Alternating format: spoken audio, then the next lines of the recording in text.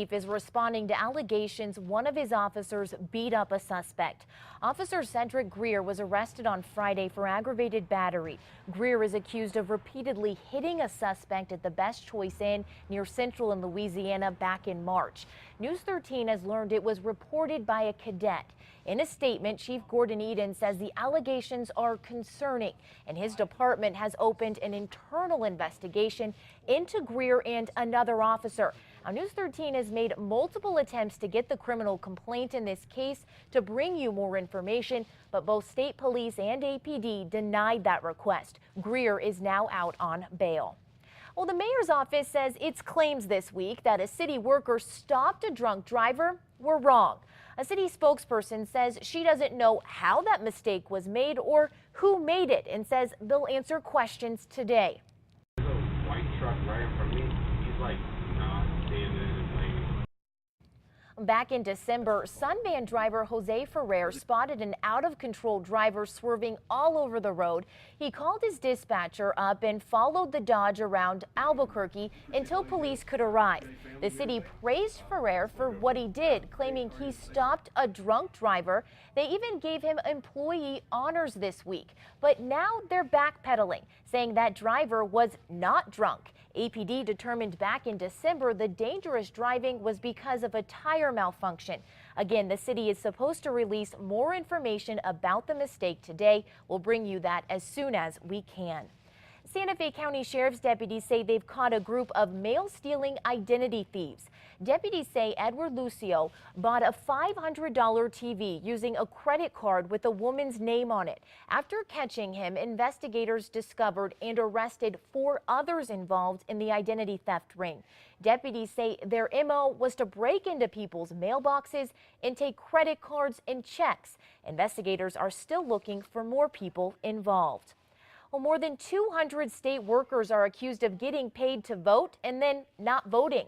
According to the Albuquerque Journal, a state investigation revealed of the 4,600 workers who took voting leave last year, about 250 didn't actually cast their ballots.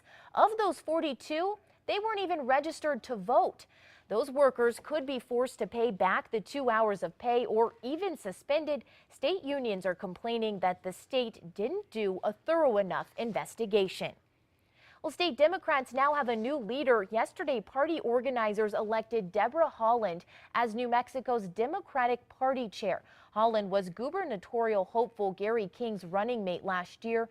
Democrats are looking to regroup after failing to take back the governor's office and losing the state house in November. She replaces attorney Sam Bregman.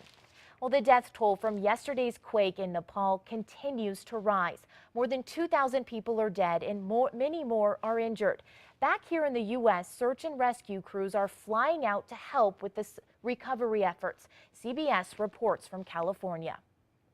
It takes just a matter of hours for this elite search and rescue team from Los Angeles County to mobilize and head straight to a disaster zone. They've been sent around the world and pulled survivors from the rubble of several deadly quakes, says LA County Fire Chief John Tripp. This team responded to Japan. This team responded to New Zealand. And when we went to Haiti with buildings that collapsed, there were people found in void spaces. Some of those rescues in Haiti took place more than a week after the 2010 quake left much of the country's capital in ruins. Battalion Chief Robert Harris was there. What's that like? Very rewarding, because you're there and we're there to make a difference and to help people and save lives. It may be hard to imagine survivors, but Harris says he sees it over and over. You were to simply just roll out of bed and the whole floor, the roof came down on top of you. It would create a void space right there by your bed, and that area would be a survivable space. And it may take several days just to get to them, he says, because of the sheer magnitude of the disaster. You're getting pulled in a lot of different directions when you have, potentially thousands of people that need our assistance right now. Now, overnight, a 6.7 aftershock caused survivors to flee for cover. Most areas around Nepal remain without power or water. Authorities are downgrading the likelihood of another big eruption from a volcano in Chile. They say they no longer expect a third strong eruption like those on Wednesday and Thursday, but they say the mountain is still active. The ash clouds it already ejected have caused cancellations of tons of airline flights. At the foot of the volcano, Chilean authorities allowed some of the 1,500 people who evacuated to return temporarily to their homes to clean up damage from the heavy ash fall. And scientists have just discovered a vast reservoir of hot, molten rock beneath Yellowstone National Park's supervolcano. They say it lies about 12 to 18 miles below the volcano, and it's big enough to fill the Grand Canyon 11 times. Researchers say it doesn't mean there's an increased risk of an eruption, which is estimated to happen every 700,000 years. Well, banning of an APD officer arrested this week is now in the hands of the district attorney's office. Officer Cedric Greer turned himself in to state police on Friday. Greer is charged with aggravated battery. He's accused of repeatedly hitting a suspect at the Best Choice Inn near Central in Louisiana back in March. According to a witness, the person Greer hit was cooperative before and after the assault. News 13 has learned the assault was reported by a cadet. In a statement, Chief Gordon Eden says the allegations are concerning and his department has opened an internal investigation into Greer and another officers. And we want to tell you, News 13 has made multiple attempts to get the criminal complaint in this case to bring you more information, but both state police and APD denied that request. Greer bailed out of jail on Friday. Well, dinner dates turned sour in a hurry for a lot of people last night. Their cars were broken into, damaged in the process, and at least one victim is missing some important stuff. Within that short period of time, somebody just got in and got out and left. Took our stuff. The restaurants along I-25 near Jefferson are pretty popular spots on the weekend. The parking lots are usually packed. While people were inside, someone was snooping around the cars and forced their way in. Millie Holmes had her truck busted into, one of at least 8 hit Saturday. All those break-ins had officers busy.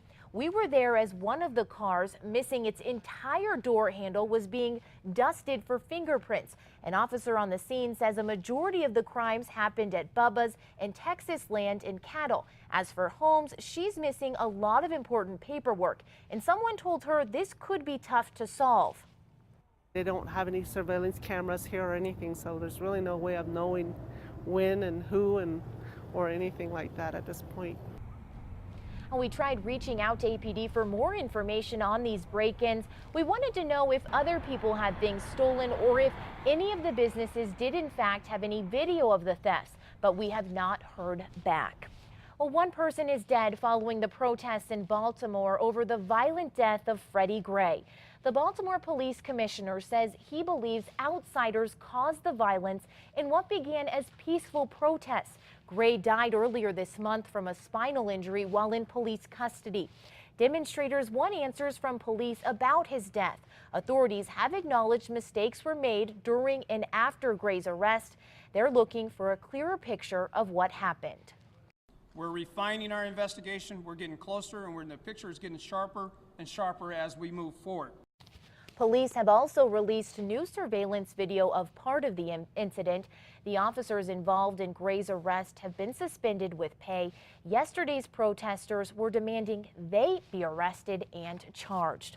Well, we've all seen our fair share of dumb criminals, but what one guy in California did might make you laugh. He is pretty stupid.